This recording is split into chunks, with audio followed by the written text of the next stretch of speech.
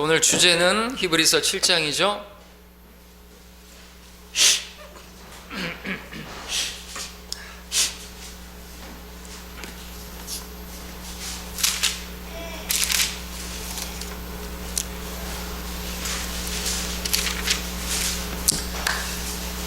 자, 히브리서 7장입니다. 히브리서 7장 오늘 한 장을 다 이렇게 보려고 합니다. 시간이 어떨지 모르겠지만 가능하면 7장을 다 끝냈으면 합니다. 그 주제가 하나로 연결되어 있기 때문에.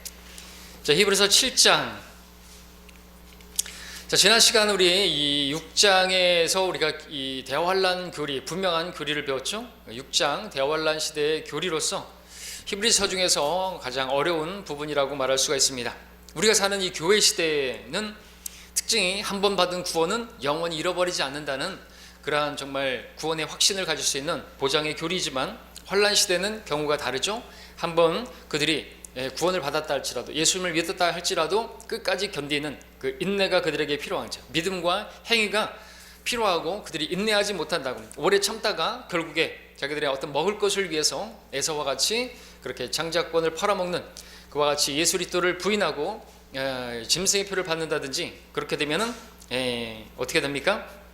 회개시킬 수가 없다 말씀하고 있죠. 그래서 6장 6절에서 만약 떨어져 나간다면 다시 새롭게 하여 회개시킬 수 없나니, 이는 그들이 스스로 하나님의 아들을 다시 십자가에 못 박아 공개적으로 조롱함이라.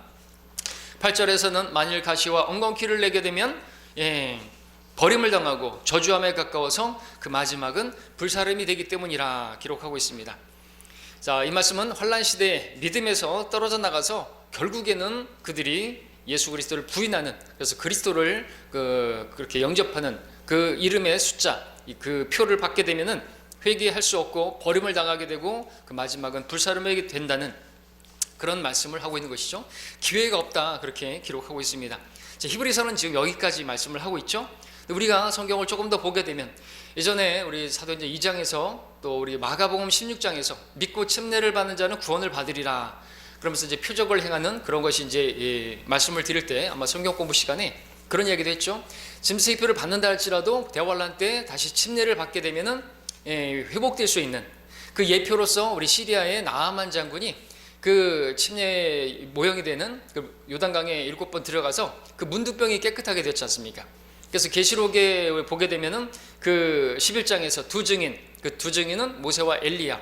그래서 엘리야에 의해서 그렇게 치유받는, 그래서 그 물에 들어가는 것을 통해서 회복되어지는 것으로 우리는 대환란 때 그 모세와 엘리야의 사역을 통하여 그 문두병에 그 짐승의 표를 받았다 할지라도 그것이 11장에서는 헌대가 생기는데 그것이 문두병일 텐데, 그래서 그럼에도 다시 회복할 수 있는 기회가 있다라는 것을 우리가 배웠었죠. 그러나 그것은 참 어려울 것입니다. 왜냐하면 그 물침례를 받는다는 것은 목을 내놓는 것이에요. 공개적인 시인이잖아요. 간증이지 않습니까? 그리고 그 침례를 어디서 받아야 될까요? 마치 시리아에서, 그죠? 그 나아만 장군이 엘리야에게 왔던 것처럼 아마 그렇게 가야 되지 않을까. 그렇게 가서 그 앞에서 침례를 받는다는 거, 당시의 상황으로 본다면 정말 목을 내놔야 하는 상황이고, 그렇게 자기를 드러내는 상황인데, 그것은 당시에 그 적그리스도를 대적하는 것이고, 자기가 어떤 먹을 것을 위해서 그렇게 타협해서 짐승의 표를 받은 사람이 자기의 목숨을 내놓고 그렇게 침례를 공개적으로 받는, 시인하는 것이 그렇게 쉽지만은 않을 것이다 하는 것들을 그렇게 말씀드렸던 적이 있었습니다.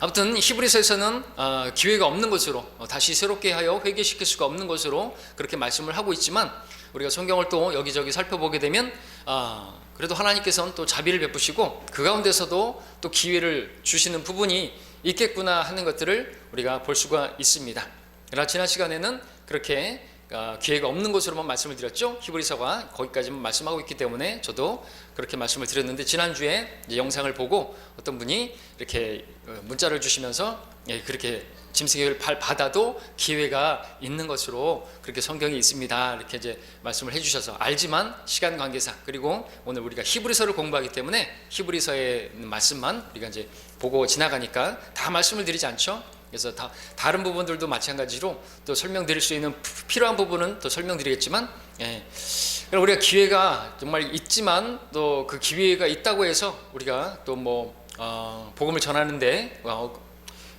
기회가 있구나 하고 복음을 전하는 것을 우리가 게으리하거나 하면 안 되겠죠. 자, 우리 7장을 이제 보겠습니다. 1, 2절을 보시게 되면은 한번 읽겠습니다. 1절, 2절에 이 멜키세덱은 살렘 왕이며 지극히 높으신 하나님의 제사장으로 여러 왕들을 무찌르고 돌아오는 아브라함을 만나서 그를 축복해 주었더니라. 아브라함도 전체의 10분의 1을 그에게 드렸으니 그의 이름을 해석하면 첫째는 의의 왕이요 그 다음은 살렘 왕 곧 화평의 왕이라 그랬습니다. 자, 멜키세덱이 나옵니다. 히브리어로 그 뜻은 멜키는 왕이고 의고 왕이고 체덱은 이제 의라는 뜻이죠. 그래서 의의 왕.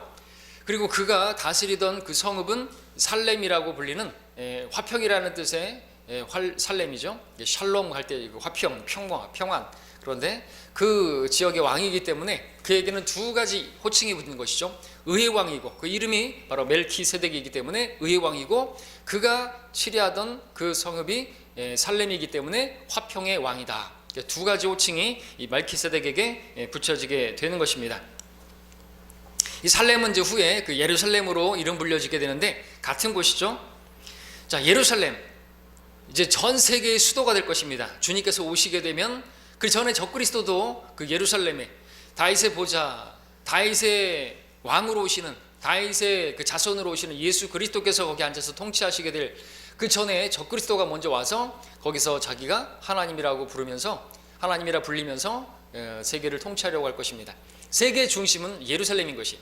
우리가 중동 사태를 계속해서 듣고 하는 것은 나중에 이제 정말 거기서부터 모든 뉴스가 이제 나올 것이고 모든 사람들은 거기를 주시해야 되는 거죠. 자, 화평의 도시라는 이름을 가지는 것이죠. 예루살렘, 화평의 도시. 근데 지구상의 어느 지역보다도 이 예루살렘만큼 화평하지 않은 정말 전쟁이 많았던 그런 장소도 없는 것이죠. 이름하고는 너무 어울리지 않게 그렇게 전쟁이 많았던 것입니다. 그럼에도 이 도시가 화평의 도시라고 불리는 이유는 거기 목적이 분명히 있겠죠. 그 이유를 우리가 시편 함께 보면 시편 76편을 함께 보겠습니다. 여기서 볼 수가 있는데요. 시편 76편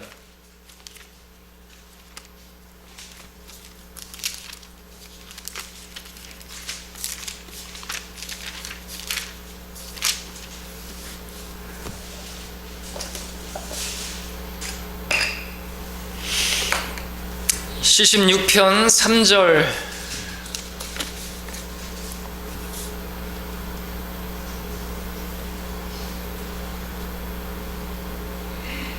2절 3절 읽겠습니다. 또한 살렘에는 그의 성막이 있고 그의 초소는 시온에 있도다. 거기서 그가 화살들과 방패와 칼과 싸움을 부수셨도다. 셀라. 예언입니다. 주님께서 그 살렘에 이제 임재하시고 통치하시게 될 때 모든 전쟁이 끝난다라는 것이죠. 그렇지만 주석 성경의 그 2절에 살렘에는 이라는 그 부분의 내용을 읽어보면 살렘은 예루살렘의 또 다른 이름이다. 이 단어는 샬롬과 평화, 그러니까 샬롬, 솔로몬과 같은 그런 셜롬원이죠. 평화를 의미한다. 예루살렘은 평화의 도성이란 뜻이다. 이에 모순적인 점은 그 도성이 구약에서 9번 공격을 당하고 그 중에 셋은 느부갓네살에 의해서 신구약 중간기에 티투스를 의해서 한 번의 공격을 포함하여 4번, 또 중세기에 14번의 공격을 당했으며 알렌비가 1917년 17년에 그것을 해방시켰지만 그 뒤에 아랍인들과 모슬렘인들과 팔레스타인들이 미국과 유럽 뉴스 매체들이 돕는 가운데 그것을 인수했다는 것이다. 그럼에도 하나님께서 그것을 평화의 도성이라고 부르시는데 이는 왜냐하면 그분께서 이 땅에 평화를 가져오실 때 그 평화가 그 도성에 임할 것이기 때문이다 라는 것이죠. 그래서 여기 그가 나오는데 예수 그리스도를 말하는 것이고, 그러니까 예수님께서 재림하시게 되면은 모든 전쟁이 종식될 것이다. 예루살렘의 전쟁만이 아니라 모든 이방 나라들의 전쟁이 완전히 끝나게 될 것이다. 유엔을 통해서가 아니라 그 무슨 로마 카톨릭에 의해서가 아니라 예수님께서 오셔야만 의의 왕이요 화평의 왕이신 그분이 임재하지 않으시면 이 세상에는 전쟁이 없다라는 거죠. 전쟁이 없는 게 아니라 전쟁이 끝이 없다라는 말이죠. 우리 아까 찬양 불렀던 그 찬양처럼 이 세상에는 죄와 전쟁이 끝나지 않는 것이. 그래서 우리는 소망은 예수님밖에 없는 것이죠. 예수님께서 오셔야지 그렇게 사람들이 막 No war 외친다고 해서 전쟁 중지 뭐 외친다고 해서 되는 게 아닌 것입니다. 왜? 인간은 여전히 욕심을 부리고 있기 때문에, 육신은 욕심을 부리기 때문에 더 가지려고 하고 빼앗으려고 하고 거기서 다툼이 일어나고 전쟁이 일어난다고 야고보서에서 말씀하고 있지 않습니까? 이 육신이 개수가 불가능하기 때문에 선을 행할 줄 모르는 육신은요, 그렇기 때문에 주님께서 오셔야만 하는 것입니다. 우리는 변화되어야만 하는 것이고요, 사람들은 구원받았어도 사람은 개수가 안 되는 것이, 완전히 육신의 몸을 벗어버리기 전까지는. 그래서 이 화평의 도시라는 예루살렘, 의의 왕, 화평의 왕이신 주님께서 다스리셔야 비로소 또 예루살렘뿐만 아니라 모든 곳에 그렇게 화평이 임할 것이다. 우리 12월 달력을 보셨으면 그 달력의 그림이 뭐입니까? 예루살렘의 화평을 위하여 기도하라. 너를 사랑하는 자들은 번성하리로다. 시편 122편 말씀이 이렇게 딱 붙여져 있었죠. 우리 카톡에 누가 이렇게 붙이기도 하셨던데, 예루살렘의 화평을 위하여 기도하라. 너를 사랑하는 자들은 번성하리로다. 사랑하라. 예루살렘의 정말 예루살렘의 화평, 그것은 뭡니까? 주님께서 재림하시도록 기도하라는 것이죠. 그리고 기도하라. 그리고 사랑하는 자들, 너를 사랑하는 자들은 번성하리로다 그랬는데, 사랑하면 기도하는 것이죠. 사랑하는 사람들은 그 예루살렘을 위해서 기도하겠죠. 우리도 마찬가지입니다. 우리가 형제 사랑을 한다면 기도해야 되겠죠. 기도하지 않으면서 형제를 사랑한다고 말하는 건, 그는 하나님께서 인정하지 않으시는 것이죠. 사랑하라. 너희 서로 사랑하라. 우리가 제일 가깝게 할 수 있고 언제든지 할 수 있는 것은 기도해 주는 것이죠. 성장을 위해서 기도하고, 어려운 문제를 놓고 기도하고, 질병 치료를 위해서 기도하고, 그렇게 기도하는 것입니다. 자, 우리는 예루살렘의 화평을 위해서 기도해야 되는데, 그것은 주님께서 오셔야만 가능하기 때문에 예루살렘의 평화가, 전쟁이 끝나게 해주십시오. 사실 이 기도는 그렇게 하는 것이 아니라 주님 속히 오시옵소서. 마지막 기도가 우리가 뭡니까? 주여 속히 오시옵소서. 그 기도를 하라는 그런 뜻으로 우리가 이해할 수가 있어야 되는 거죠. 그 말입니다. 그 말이죠. 화평이 있을 수가 없어요. 자, 의의 왕, 화평의 왕이라 불리는 멜키세덱을 보게 됩니다. 그러므로 이 멜키세덱은 누구의 모형이 됩니까? 바로 예수 그리스도의 모형이 되는 것이죠. 의와 화평이라는 멜키세덱 그 이름, 예수님의 그 초림 때 사역과 재림 때 사역의 성격과도 같기 때문에 그렇습니다. 예수님께서는 초림 때 하나님의 의를 이루려고 오셨죠. 재림 때는 이 땅에 화평을 가져오시게 될 것입니다. 물론 이렇게 초림과 재림과 나눠지게 된 것은 유대인들이 예수님을 메시아로 받아들이기를 거부했기 때문에, 왕으로 받아들이기를 거부했기 때문에 그 중간에 교회 시대가 들어왔기 때문에 나눠진 것이지, 처음에 주님께서는 의를 선포하셨죠. 화평도 선포하셨습니다. 화평케 하는 자는 복이 있나니, 그러면서 화평에 관한 말씀도 나오고, 누가복음 2장에서는 하늘에는 영광, 땅에는 평화, 이런 말씀도 하셨습니다. 그런데 이스라엘이 거부함으로 인해서 이게 나눠지게 된 것이죠. 의와 화평으로 나눠졌죠. 근데 지금 이 멜키세덱도 보게 되면 의의 왕이고 화평의 왕으로 이렇게 불리게 되는데, 바로 예수님의 초림과 재림의 그러한 사역의 성격을 그대로 보여주고 있습니다.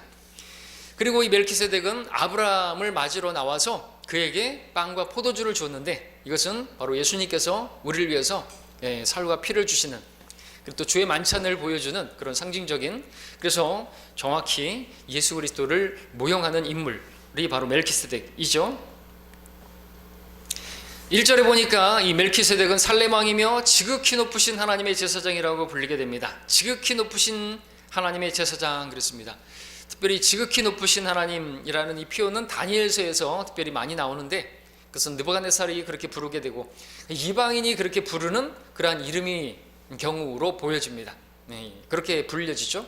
지극히 높으신, 그러니까 신들이라고 불리는 여러 신들이 있는데, 그렇게 믿는 사람들이 있지만 그 신들은 다 가짜지만, 지극히 높으신 하나님, 다니엘, 이렇게 지극히 높으신 하나님의 종 다니엘아, 이렇게 부르는 부분. 그래서 이 멜키세덱 보게 되면은 이방인이라는 거죠. 이방인 제사장이라는 것이죠. 이방인 제사장. 당시에 이제 이방 왕들이 전쟁을 하고 있었지 않습니까? 그리고 그 소돔에 이제 롯이 살고 있었고, 롯과 가족이 있었는데, 이방 왕들이 그렇게 해서 소돔 왕을 무찌르고, 그 때문에 롯이 포로로 잡혀가게 되어지고, 그래서 롯 때문에 아브라함이 자기 집에서 자란 그러한 그 군사들을 데리고, 그러한 그 병사들을 데리고 가서 430명인가요? 아주 적은 수로도 그들을 이기고 돌아왔죠. 그러니까 주님께서 해주신 것으로 믿고 주님께 11조를 드렸는데, 멜키세덱에게 그렇게 11조를 드린 것이고, 그리고 이 멜키세덱은 바로 이방인 제사장이고, 그래서 여기서 말하고자 하는 것은 이 멜키세덱이 바로 그 율법에 따른 아론의 계열을 따른 대제사장이 아니라 바로 이방인 제사장이기 때문에 예수님께서는 유대인들만의 그런 대제사장이 아니시라 주님께서 이제 지금은 바로 이방인들의 대제사장으로 계시다라는 것을 보여주는 것이죠.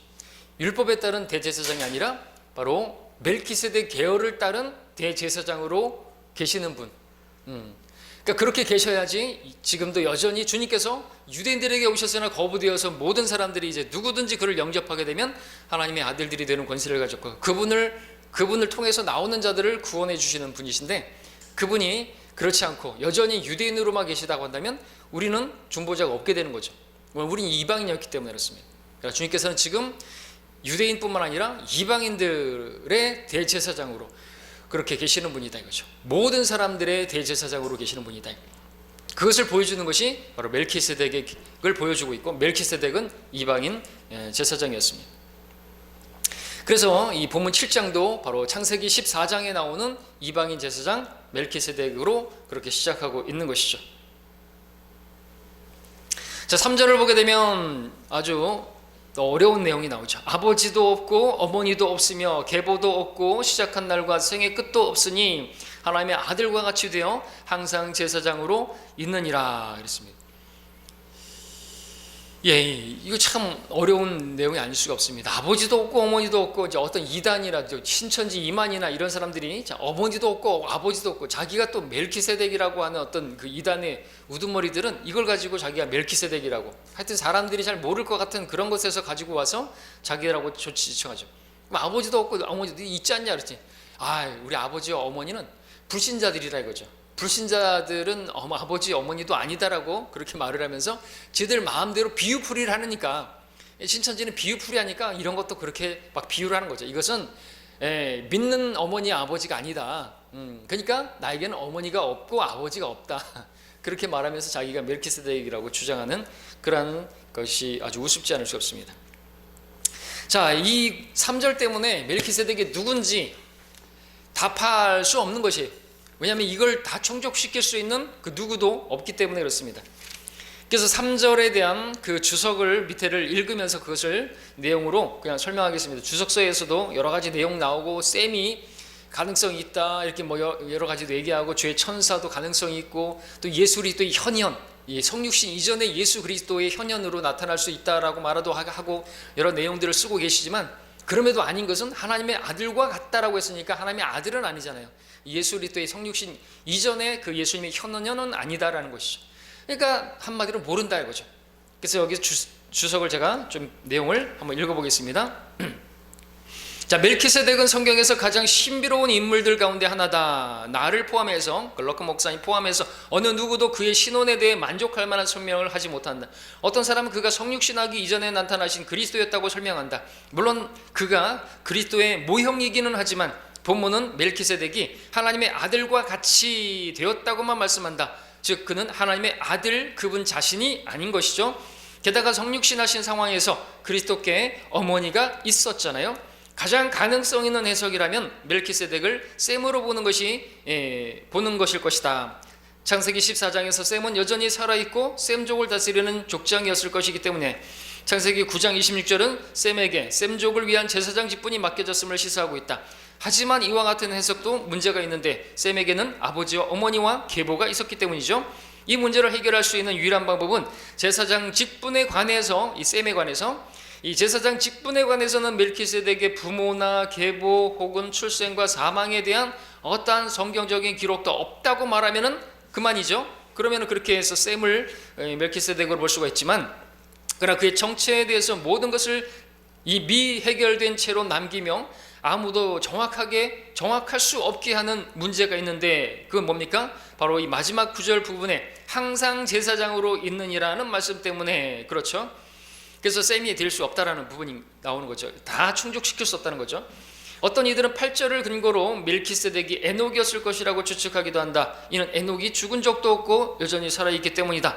그러나 아무리 그렇다 해도 에녹이 바로 지금 영원한 제사장 직분을 가지고 있다고 하는 것은 납득할 수 없는 부분이다. 따라서 이 부분을 철저히 해본 나는 이 문제에 있어서 다음과 같은 모범적인 대답을 제시하는 바이다. 나는 모르겠다. 예, 정직한 대답이죠. 모르는 것이에요. 우리가 주님 얼굴과 얼굴을 대면하여 보게 되면 그때서야 우리가 알게 되겠지만, 모르는 건 모른다고 말을 해야지 이거를 갖다가 막 자기 멋대로 해석하고 그러면 멸망하게 되는 거죠. 이만희처럼 그렇게 비유풀이하고 그러면 많은 사람들을 구렁텅이로 몰아내는 것이. 모르는 거 많아요. 많이 있단 말이죠. 사도 바울도 모르는 것들이 있어서 주님을 얼굴과 얼굴을 대면하게 되면 그때는 온전히 알게 될 것이라고 그렇게 말하고 있는 것이죠. 다 할 수 없습니다. 어떻게 우리가 이걸 다 할 수가 있겠습니까? 자, 그래서 여기까지 이 9절로 대체하고요, 3절을 넘어가게 되는 것입니다. 아무튼 이 멜키세덱이 누군지는 모르겠지만 분명한 것은 예수 그리스도의 모형이다라는 거죠. 예수 그리스도 모형적인 인물로서 우리 많이 나오잖아요. 특별히 이제 요셉 같은 경우에는 가장 많은 가지수로 예수님의 모형을 띠고 있고요. 다윗도 그러하고요. 또 뭐 여러 사람들이 있습니다.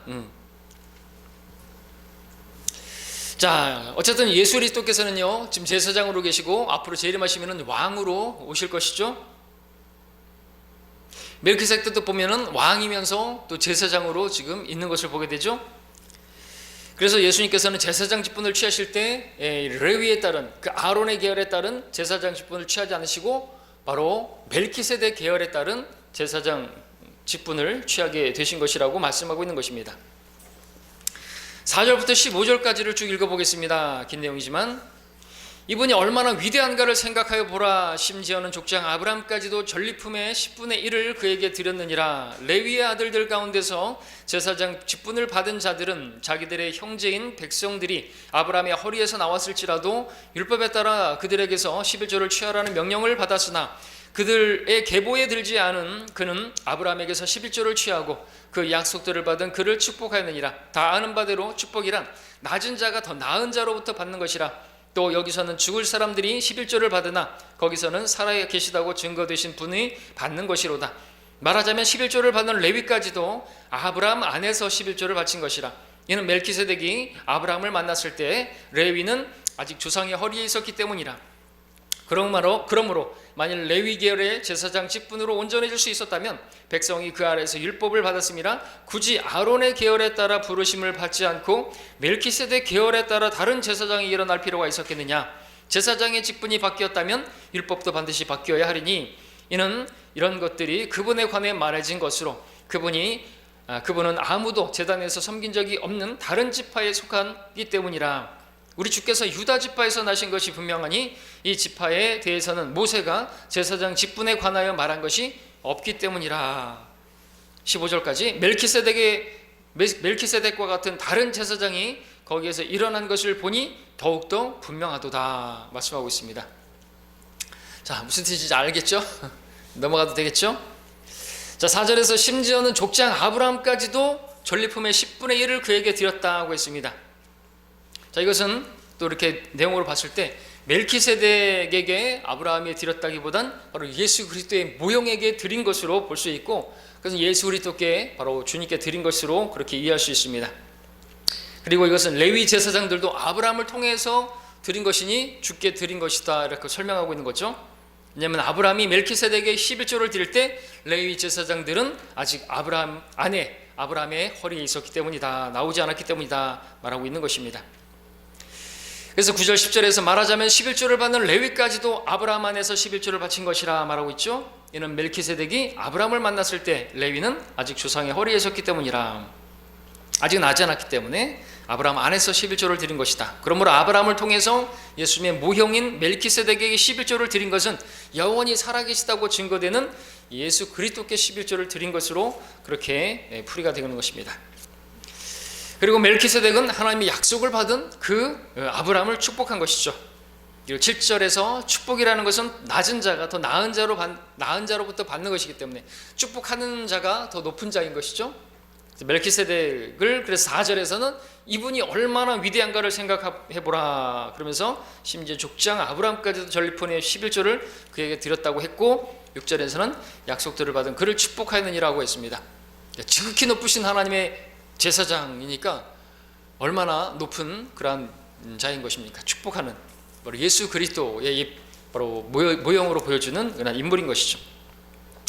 자, 그래서 아브라함이 이방인 제사장 멜키세덱에게 11조를 드렸는데 이것은 자기들보다 더 나은 자에게 11조를 드린 것이고 아브라함은 예수 그리스도의 모형인 분께 축복을 받은 것이다 이렇게 보여주고 있습니다. 그러니까 성경은 바로 예수 그리스도를 보여주고 있다고 했죠. 성경을 상고하라 나에 관하여 증거하고 있습니다. 그런데 멜키세덱을 통해서도 바로 그렇게 보여주고 있습니다. 예수님께서 하나님이시라는 것을 11조를 취하시는 그런 모든 것을 아브라함이 자기 집에서 자란 그런 사람들을 몇 명 데리고 가서 싸워서 그 이방 왕들을 쳐부수고 돌아온다는 건 이건 기적인 거예요. 그러니까 주님께서 하신 것이죠. 그러니까 주님께서 해주셨다고 믿기에 그래서 11조를 드린 것이잖아요. 우리도 뭡니까? 하나님께서 주셨다고 믿기 때문에 우리가 10의 1을 드리는 거예요. 야, 내가 내 능력으로 했는데 이거 다 내 거예요. 그러면 이제 10의 1을 드리는 것도 아주 인색하게 드리겠죠. 근데 하나님께서 주셨다고 나에게 건강 주시고 나에게 모든 것을 주시고 11조는 율법이 아니죠. 그래서 우리 역시나 예수님께서는 율법을 따라 이렇게 제사장으로 오신 분이 아니라 여기서 말하는 것처럼 멜키세덱 계열에 따른 제사장으로 오셨고 아브라함이 우리의 조상이라고 한다. 믿음으로 난데 우리는 아브라함의 본을 받아서 그죠? 멜키세덱에게 그렇게 드렸던 것처럼 이방인 제사장에게 드렸던 우리도 그렇게 멜키세덱 계열에 따른 예수 그리스도 그분께 우리는 11조를 드리는 것입니다. 하나님께 드리는 것이죠. 그래서 그 율법이 430년 후에 나온 그 율법이 그 이전에 있었던 이러한 것들을 그러니까 율법에 의해서 제정된 것이 아니라 하나님의 기본적인 그러한 기본 그것이죠. 뭐죠? 이렇게 단위 10의 1 하나님께 드리는 데 있어서 그것은 인색하지 않는 것이고 그것은 또한 충분하다 말할 수도 없겠지만 하여튼 그건 최소 그렇게 하나님께 드리는 것입니다. 자, 그러므로 본문은 역사적으로는 창세기 14장에 그 멜키세덱에게 적용되지만 교리적으로는 예수 그리스도께 적용되는 인물이 바로 멜키세덱인 것이죠. 우리 히브리서 4장에서는 그 여호수아가 나오죠. 여호수아가 그래 안식에 들어가게 했다고. 근데 거기에 뭐라고 돼 있어요? 우리 성경에는 히브리서 4장 8절에서는 예수와 함께 그랬죠. 그래서 그 사건 같은 경우에는 역사적으로는 여호수아에게 해당하지만 교리적으로는 예수 그리스도에 해당하기 때문에 거기에 여호수아라고 쓰지 않고 예수라고 쓰지 않았어요. 그죠? 다른 성경들은 여호수아라고 그렇게 성령님을 도와준다고 고쳤지만 만일 예수가 그들에게 안식을 주었더라면 하나님께서 그 후에 다른 날을 말씀하지 않는데 그러니까 이 여호수아는 예수 그리스도의 모형이 되는 거죠. 전쟁을 하는데 막 승승장구하고 안식을 주는 왕국으로 들어가는 하나님의 약속의 땅에 들어가게 하는 그 예표가 여호수아인데 예수라고 했죠. 역사적으로는 여호수아 그러나 교리적으로 설명하기 위해서 예수 그와 같이 멜키세덱도 마찬가지입니다. 예수 그리스도를 보여주는 그러한 인물이다. 여기까지만 우리가 설명할 수 있는 인물이죠. 누구라고 이렇게 말한다는 것은 그가 상당히 교만한 것이고 그렇습니다. 자, 11절부터 14절을 다시 한번 읽겠습니다. 좀 어려운 부분이었죠. 11절부터 14절까지 내가 내 진노 가운데서 맹세하기를 그들은 아니죠. 제가 이게 3장을 읽고 있습니다. 7장 11절부터 14절 그러므로 만일 레위 계열의 제사장 직분으로 온전해 줄 수 있었다면 그죠? 백성이 그 아래서 율법을 받았습니다. 레위 직분 율법 굳이 아론의 계열에 따라 부르심을 받지 않고 멜키세덱의 계열에 따른 다른 제사장이 일어날 필요가 있었겠느냐? 없었다는 것이죠. 그러니까 예수님께서 오실 필요가 없었다는 것이죠. 제사장 직분이 바뀌었다면 율법도 반드시 바뀌어야 하리니 맞죠? 이는 이런 것들이 그분에 관해 말해진 것으로 그분은 아무도 제단에서 섬긴 적이 없는 다른 지파에 속하기 때문이라. 우리 주께서 유다 지파에서 나신 것이 분명하니 이 지파에 대해서는 모세가 제사장 직분에 관하여 말한 것이 없기 때문이라 그랬습니다. 다시 말해서 만일 율법으로 된 그 레위 계열의 제사장 직분이 온전한 것이었다고 한다면 굳이 멜키세덱 계열에 따른 제사장 직분으로 예수님께서 오실 필요가 있었겠느냐라는 거죠. 율법으로 사람이 의롭게 될 수 있다면 예수님께서 오실 필요가 있었겠느냐라는 것이죠. 율법으로 의롭게 될 수 있다면, 율법으로 온전해질 수 있다고 한다면 예수님께서 오실 필요가 있었겠는 얘기죠. 근데 율법의 마침이 되기 위해서 그분께서 율법을 이루시려고 오셨던 거 아닙니까? 그러니까 율법으로 된 레위 계열의 제사장 직분이 온전한 것이 못 되어서 다른 새로운 제사장 직분으로 바뀌었다면 거기에 따라 율법도 반드시 바뀌어야 할 것이 아니냐, 그런 말입니다. 왜냐하면 제사장은 율법의 선생일 뿐만 아니라 율법의 실행자이기 때문에, 근데 그 제사장 직분이 바뀌게 된 것이죠. 왜냐하면 그동안의 모세의 율법에 의해서 온전하지 못한 레위 지파 제사장 직분, 그들이 그 직분을 받고 있었는데 이제는 온전한 지파의 계열인 새로운 제사장이 등장하기 때문이다. 그래서 이 새로운 제사장 직분을 설명하기 위해서 14절에서 갑자기 유다 지파에 대해서 말하고 있는 것입니다. 14절을 다시 한번 읽으면 우리 주께서 유다 지파에서 나신 것이 분명하죠. 네, 우리 주님께서 유다 지파의 사자, 유다 지파에서 나신 것이 분명합니다. 근데 이 지파에 대해서는 모세가 제사장 직분에 대해서는 말한 게 하나도 없은 거예요. 그렇죠? 유다 지파에서 제사장은 나올 수가 없는 거지. 어디서 나와요? 레위 지파에서 나오는 제사장이죠. 아론의 계열에 따른. 유다 지파는 구약 어디에서도 제사장 지파로 나온 적이 제시된 적이 없습니다. 근데 유다 지파에서 나오는 제사장은 누가 있냐 하면 바로 예수 그리스도신 것이죠. 주님께서는 유다 지파에 속하신 분입니다. 그리고 구약에서 이 지파의 출신으로, 유다 지파의 출신으로 등장한 유일한 제사장이 있었으니, 그러면서 또한 왕인 사람이 있었으니 누구예요? 다윗. 그래서 다윗은 여러 면에서 율법에서 예외가 되는, 확실한 자비를 받았고 간음과 음행을 했는데도 불구하고 죽임을 당하지 않는, 멜키세덱과 마찬가지로 예수 그리스도의 모형이 되는 인물이 바로 다윗인 것이죠. 바로 예수님께서는 다윗의 보좌에 앉으실 것이라고 했는데, 우리가 창세기 49장에 보게 되면은 이제 야곱이 축복하는 12아들 가운데 유다 지파가 나오는데, 홀이 바로 유다에게서 나온다. 홀은 바로 왕권을 상징하잖아요. 왕이 가지고 있는 그 금홀. 제사장 지파가 아니에요. 왕 지파죠. 왕 지파. 하나님께서 이렇게 인정하시는 왕은요 유다 지파에서 나는 거죠. 근데 다윗을 하나님께서 그렇게 왕으로 세우시는 것은 하나님께서 뜻이었지만, 그 전에 누가? 사울 왕은 어디 지파예요? 베냐민 지파예요. 그러니까 처음부터 베냐민은 하나님께서 왕으로 생각하지 않은 사람인 거죠. 그 다음에 나온 다윗은 하나님께서 마음에 둔 자였고 하나님께서 세우시고자 하셨던 그런 사람. 왜냐하면 유다 지파니까. 홀이 유다에게서 나오니까, 왕권이 유다에게서 나오니까. 근데 여기서 지금 말하는 게 뭡니까? 유다 지파는 제사장 지파가 아니라는 것이죠. 그런데 거기서 나왔다는 거죠. 근데 거기서 나오신 분이 누구라는 거예요? 바로 예수 그리스도라는 것이죠. 아주 새롭고 아주 뛰어나고 그 어떤 아론의 계열에 따른 레위 지파의 그 제사장들을 비교가 안 되는 월등하신 예수 그리스도. 그러니까 히브리서의 주제가 바로 월등하신 예수 그리스도신데, 여기서 또 한 번 그렇게 등장하고 있죠. 우리가 아는 것처럼 다윗은 역대기상 21장에 보게 되면 자신이 어떤 그 이스라엘의 백성의 수를 계수했을 때 하나님께서 징계를 하셔서 그가 제사를 드리게 되는 걸 보게 되는 것이죠. 아르난의 타작마당에서 그렇게 이 제물을 드리는 제사장의 사역, 그 일을 감당하는 것을 보게 됩니다. 제사장 일을 했어요. 왕의 일을 했습니다. 사울 같은 경우는 어땠습니까? 자기가 제사를 드리려고 했다가 사울이 돌아오니까 주제넘게 행했다고 하나님께서 버리신 거 아닙니까?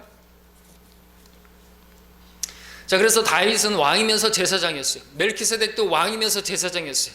바로 예수 그리스도께서 왕이면서 제사장이십니다. 그리고 이 모든 설명은 예수 그리스도의 제사장 직분이 바로 율법에 따른 아론의 계열에 따르지 않은 것임을 보여주고 있는 것입니다. 그래서 멜키세덱을 등장시킬 때와 바로 유다 지파를 등장시킬 때도 바로 주님께서 율법에 따르지 않은 그러한 초월하는 그러한 제사장이심을 말씀하기 위함인 것이죠. 그래서 예수님은 그 제사장 직분이 아주 독특한 것입니다. 아주 전혀 새로운 그러한 제사장 직분이라는 거죠. 예수님의 우월성을 다시 한번 볼 수 있습니다. 이것이 믿지 않는 유대인들이, 예수님을 메시아로 거부한 유대인들이 대환란 때 더 인정하고 받아들여야 할 만한 그런 내용인 것이죠. 그분을 통하지 않고서는 안 되는 거예요.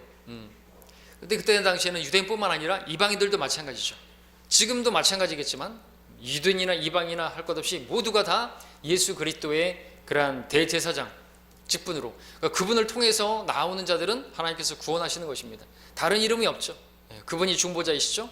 하나님께 중보하시는 그러한 중보자로서 그런 것이, 그러니까 유대인들이 믿지 않았던 그 예수님, 십자가에 못 박았던 그분을 받아들이고 또 그들은 끝까지 그분을 중보자로 삼고 계속해서 매달려.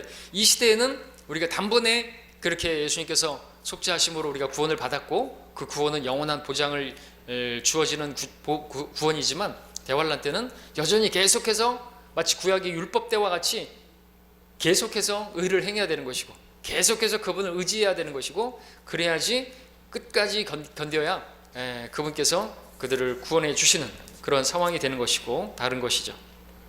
다른 것은 같지 않습니다.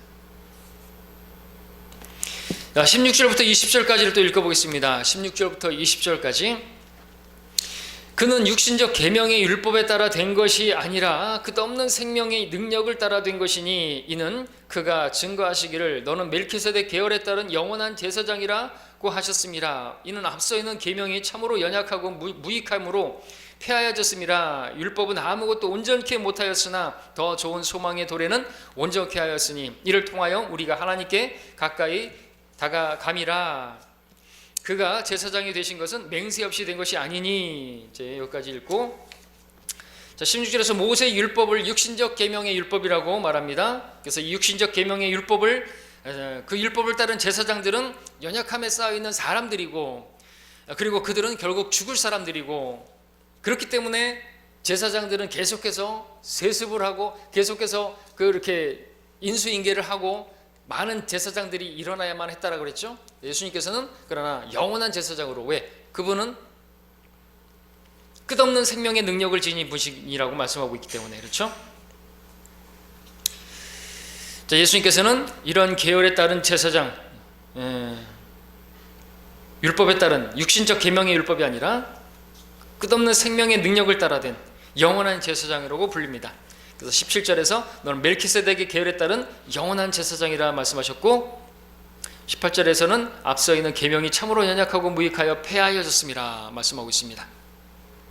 자, 율법, 여기 보니까 계명이 폐하여졌다라는 말씀을 좀 주목할 필요가 있는데, 계명이 폐해졌다는 것은 율법이 폐해졌다는 것이고, 율법이 폐해졌다는 것은 우리가 생각할 때 좀 아이러니한 것은, 왜냐하면 예수님께서 마태복음 5장 18절에서 하늘과 땅이 없어져도 내 말들이 이루어지기 전에는 그 1점의 1획도 없어지지 않을 것이라고 말씀하셨지 않습니까?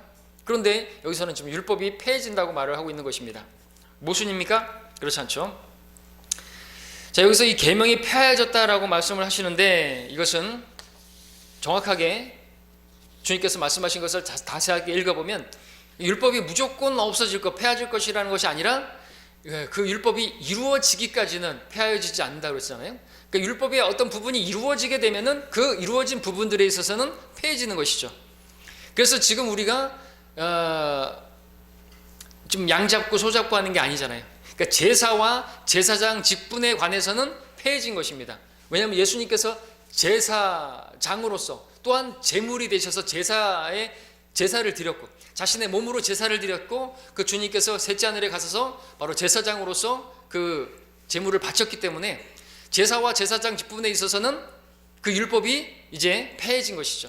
그러니까 지금 우리는 그래서 또한 유대인들의 계열에 따른 제사장이 아니라 이방인 멜키세덱 계열에 따른 제사장으로 오신 분이기 때문에 우리는 지금 율법으로부터 자유한 것입니다. 특별히 우리는 어떤 여전히 우리가 이제 도덕법에 있어서는 우리가 지켜야 되겠지만, 의식법에 있어서 특별히 제사나 이런 제사장 직분이라든지 그에 따른 죄 용서를 받는 그러한 것들은 우리가 하지 않는 것입니다. 그래서 주님께서 완전한 그 속죄를 이루셨을 때 휘장이 위에서 아래서 찢어졌죠.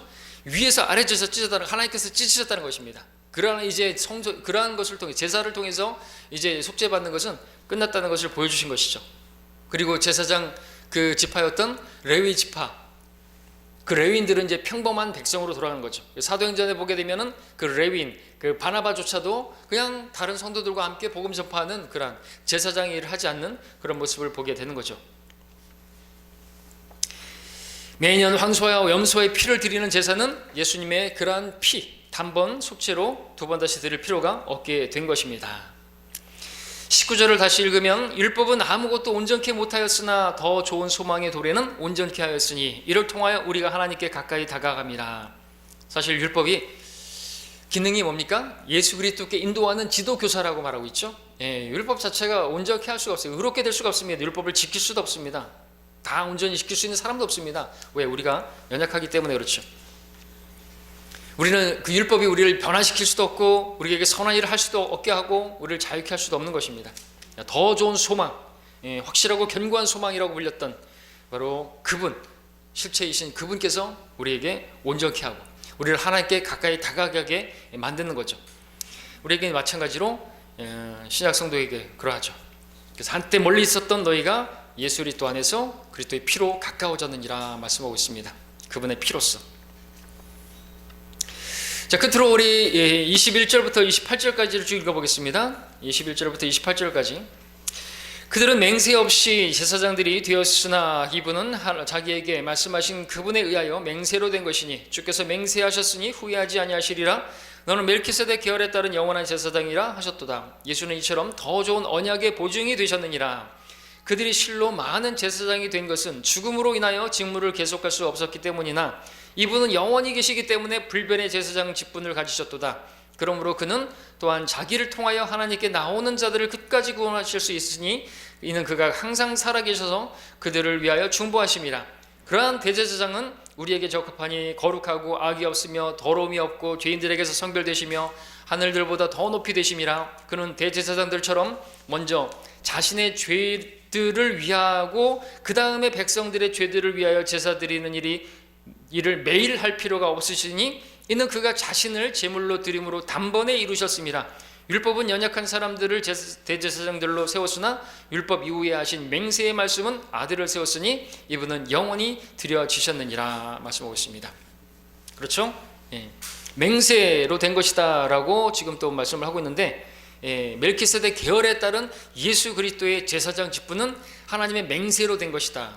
시편 110편 4절에 보니까 주께서 맹세하셨으니 너는 멜키세덱 계열에 따른 영원한 제사장이라 맹세가 있었던 거죠. 앞에서도 우리가 그 약속 그리고 그 맹세가 나왔었는데 두 가지 변치 못할 거짓말하실 수 없는 그거 맹세다 이죠. 그러니까 아론의 계열에 따른 그 제사장들은 그냥 하나님께서 약속만 주셨고 맹세는 없어요. 그냥 세습이죠. 그러나 예수님께서는 그렇게 약속하셨고 맹세하신 그것이 이루어진 분이 예수님이시죠. 23절에서는 구약의 레위 제사장들이 죽기 때문에 그 직무를 계속할 수가 없었던 것입니다. 그래서 많은 다른 제사장들이 일어나야 수밖에 없었다고 했죠. 그러나 예수님께서는 영원히 계시기 때문에 여러 제사장들이 필요치 않고, 다시 말하면 예수님께서 예수님을 대신하거나 그분을 계승해서 어떤 제사장이 다시 일어날 필요가 없는 거죠. 왜냐하면 그분은 끝없는 생명의 능력, 16절에서 말하는 것처럼 그렇게 끝이 없는 생명, 곧 영원한 생명 그 자체이시기 때문에, 그렇기 때문에 영원한 제사장으로 계시기 때문에 그렇습니다. 그렇기 때문에 자기를 통하여 하나님께 나오는 자들을 끝까지 구원하실 수 있느니라고 25절에서 말씀하고 있습니다. 이것은 이제 신약 구원 교리가 되겠죠. 예수님 통해서 단번에 속죄를 받아서 우리는 영원히 구원을 받는, 끝까지 주님의 구원을 끝까지 가는 구원인 것입니다. 근데 대환란 때에는 예수를 또 통해서 나오는 자들을 주님께서 끝까지 구원해 주시는 것인데, 이것은 어떻게 되는 것입니까? 우리는 그렇다고 우리가 끝까지 견디지 못하면 구원을 잃어버리는 것은 아니지만, 대환란 때는 그들은 예수님을 통해서 계속해서 그분을 의지하고 그분을 자기들의 소망으로 삼고 계속 끝까지 의지해야 되는 것입니다. 근데 이러한 의지함을 통해서 그분께 나오는 자들을 하나님께서 끝까지 또 그들을 구원해 주시는 것, 그것은 구약에나 어느 때나 다 마찬가지죠. 구원이라는 부분에서 우리 신약 시대도 마찬가지로 그분을 의지하고 그분을 신뢰하면 그분께서 우리를 어려움 가운데서 구원해 주시는 게 맞잖아요, 그죠? 대환란 때는 그 자체가 시험이잖아요. 그러니까 그 시험에서 그들은 구원해 달라고 매일같이 주기도문을 해야 되는 것이고, 시험에서 구원해 달라고 끝까지 그분을 통해서 그분을 의지하고, 또 그럴 때 천사들이 도와주는, 섬기는 영들로서 도와주는 그런 것들이 있고, 그렇게 해서 그들은 주님을 의지할 때 주님께서 그들의 구원이 되어주시고 그들을 보장해 주시는 것이죠. 좀 다르지만 그러나 구원하시는 주님은 여전히 동일한 것입니다. 근데 분명히 우리 구원과는 다른 그러한 것을 우리가 잊지 말아야 되는 것이죠. 항상 주님께서는 어느 시대나 누구나 그분을 신뢰하고 의지하는 자들은 구원해 주시는 분이시죠. 대환란 때도 그렇게 하면 구원해 주시는 것입니다. 그러지 않고 그들이 미끄러졌고 떨어져 나가게 되면 먹고 살기 위해서 짐승의 표를 받고 그러면요 안 되는 것이죠. 구원받지 못하는 거예요. 죽는 것이고 왕국에 들어가지 못하는 것입니다. 자, 빠르게 7장을 마쳤습니다. 다음 주에 8장을 공부하도록 하겠습니다.